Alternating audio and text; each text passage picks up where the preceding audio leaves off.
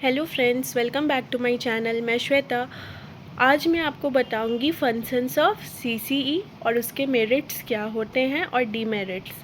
ठीक है, तो स्टार्ट करते हैं फंक्शंस ऑफ सीसीई से। स्टार्ट करने से पहले अगर आपको मेरे पढ़ाने का तरीका अच्छा लगता है, अगर आपको मेरे नोट्स इजी लगते हैं, तो मेरे चैनल को लाइक, सब्सक्राइब और शेयर करना ना भूलें। तो चलिए शुरू करते हैं कि फंक्शंस ऑफ सीसीई क्या होता है। CCE helps teachers to organize successful teaching strategies। ठीक है, टीचर्स को हेल्प करता है क्या में? To organise successful teaching strategies. Through continuous assessment student will be able to know their strength and weakness.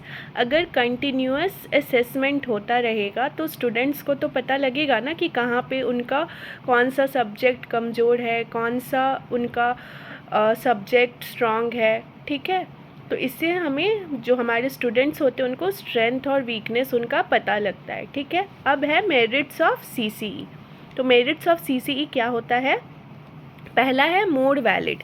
It is more valid than external examinations as it covers all the topics of syllabus assessment every month और weekly. ठीक है, तो merits क्या हो गया? पहला कि ये मोर वैलिड होता है। ठीक है, दूसरा है रेगुलर एंड पंचुअल।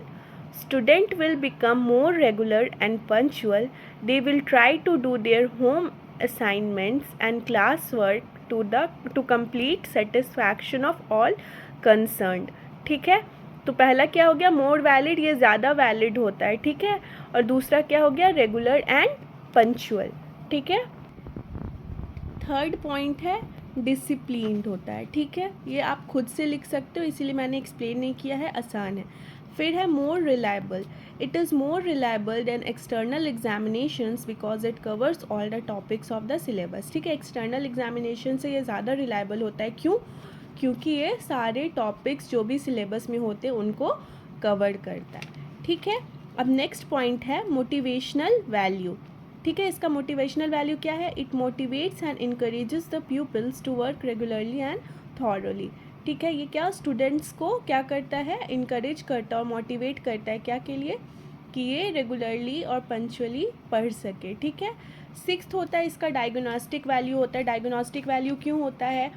ये एक्सप्लेन मैंने नहीं किया, मैं बता दे रही हूँ, आप अपने वर्ड्स में लिख लेना। डायग्नोस्टिक वैल्यू इसलिए होता है ना कि कंटिन्यूस असेसमेंट होगा तो स्टूडेंट को उनका वीकनेस स्ट्रेंथ पता लगेगा, तो टीचर्स को भी पता लगेगा स्टूडेंट कितना पढ़ा है, कहाँ वीक है, तो वो डायगोनाइज हो सकता है। ठीक है, सेवेंथ है इसका पॉजिटिव रिजल्ट्स आता है। अगर कंटिन्यूसली बच्चा अपने आप को, टीचर बच्चे का जो वीक पॉइंट है उस पर मतलब वर्क करते रहे तो पॉजिटिव रिजल्ट्स आएगा। ठीक है, और फिर है बेसिस ऑफ स्कॉलरशिप।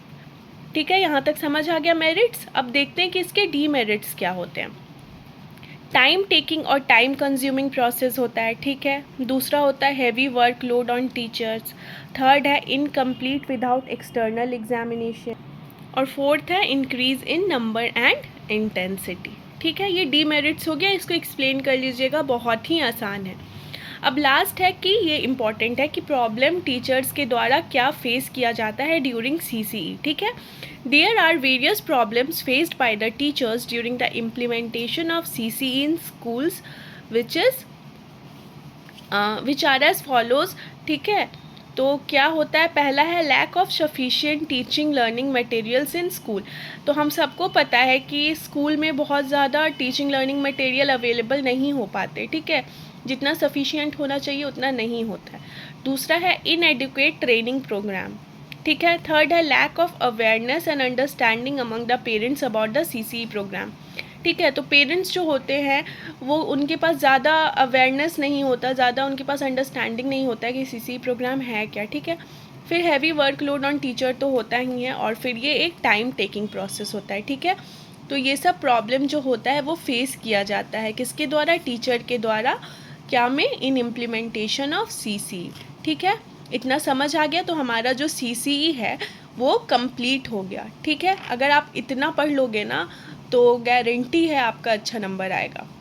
ठीक है, तो आई होप आपको मेरा क्लास पसंद आया। फिर नेक्स्ट क्लास में नेक्स्ट टॉपिक के साथ मिलते हैं, तब तक के लिए thank you, take care, have a nice day.